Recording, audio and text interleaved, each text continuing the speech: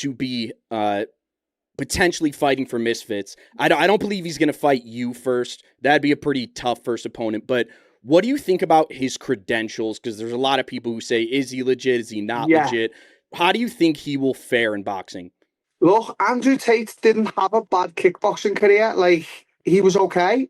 He didn't get to, like, the highest level, stuff like that. But the guy can fight, and he's a big dude. He's a heavyweight.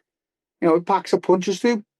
I think he'll do pretty okay. But as you say, I don't see myself, unless the money and stuff like that's right, ever fighting Andrew Tate. I just think he wants to stay away from that altogether. Collectively, you know, he knows I'm a little bit unhinged and stuff like that. And you don't want to take that thing away from being the top G, the top man, you know, his ego and stuff like that. So I do think he'll stay away from me. But it's a good back and forth. I invite it, you know what I mean? But he did have some good credentials. I mean, DJ, I don't know if you're fond of I don't know if you're familiar with Liam Harrison, you know, one of the greatest Muay Thai fighters of all time. I trained with him for years. He trained with Andrew and stuff like that. So, yeah. Yeah, I'm sure Andrew's, you know, he had a great kickboxing background. And, you know, like we said, he has all the money in the world. He can get a great facility. He can get people around him to actually help him train, get ready for a boxing match. So I think he'll do just fine, right? Especially if he's not scared to get hit.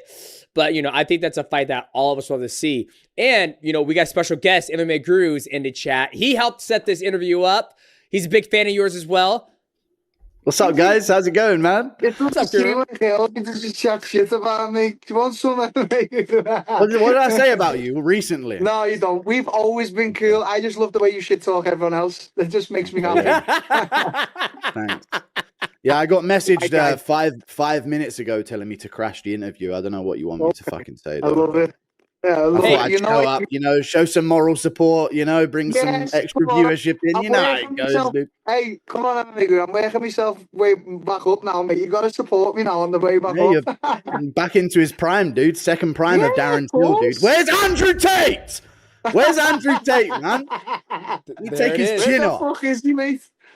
You don't want it, man. Well, I wasn't a fan of the Carl Froch call-out, I'll be honest with you, Darren. It was a bit Jake Paul-esque, the old Carl Froch call-out. So I wasn't sure about that one. I heard Darren Till talking shit about Jake Paul not that long ago, and all of a sudden he's calling out 60-year-olds in the front row. No, look, you know what I mean? No, I'm not going to disagree with you, because I have been in my own head, like, should I call him out or not? But again, sometimes we're whores for the money, aren't we? I'm just whoring myself out. Each to their own. Yeah, I'm not gonna shame anyone. Fair enough. I think there's a Jake Paul scoop up. You know, what if after don't you ever see Jake Paul in the future of you at any point? Of course, there's definitely, like, I don't know. Look, I just said to DJ Dave, I'm in the circus, so I have to just accept it fully. Like, we're in the circus, and whatever's to come, we're going to be fighting some older guy. Everything's not going to be legit, is it? So, I don't know. It's, as I said, I don't know what the path is, but the path is to make money and see how far I can take this shit. Maybe I can get into the professional side of it, and obviously, I don't know.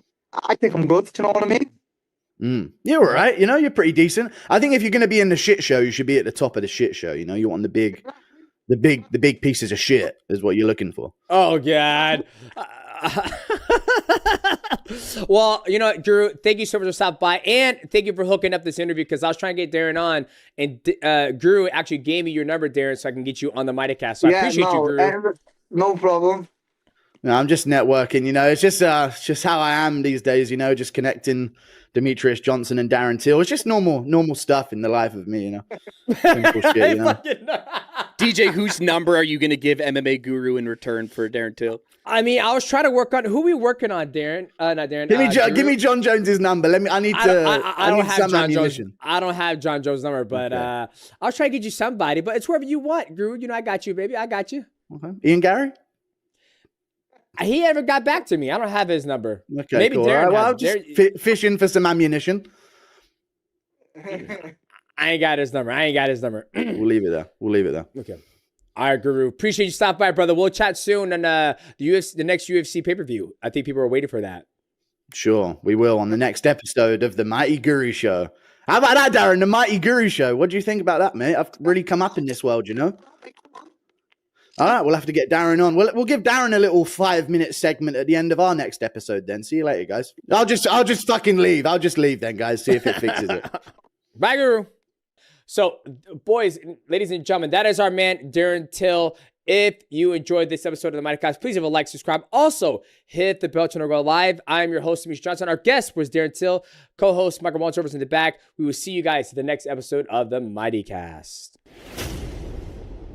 What's going on, guys? Welcome back. He did a lot of his training in Brazil. I'm sure he went back and forth because he said he did some training with Tom Aspinall in the UK, but I didn't know his story, and I always love hearing it from the athlete's mouth instead of just reading it on Wikipedia. And shit, I did read something on Wikipedia. I typically don't like to do it, but when he was like, oh, he's had a 44-0 in kickboxing, that's why you never trust fucking Wikipedia.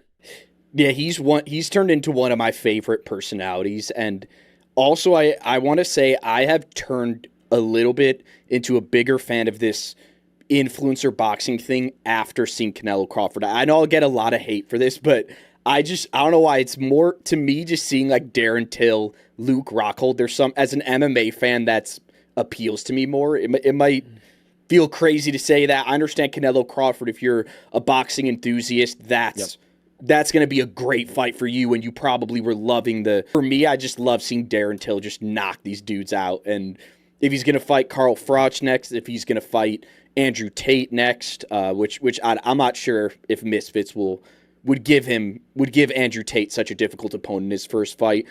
Tommy Fury's another one.